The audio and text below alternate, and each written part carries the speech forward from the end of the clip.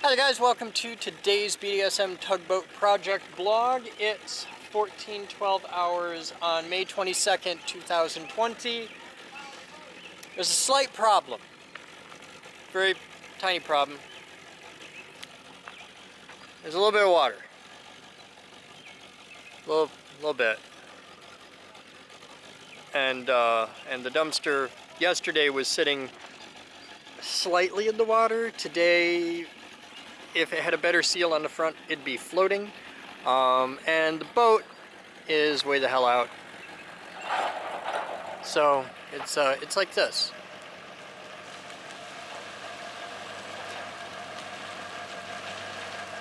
So we're fucked. There won't be any progress on the boat today. But I'll let you know when we're back. I'm just going to embrace the suck, and I'm going to go crash some planes now instead. You guys have fun.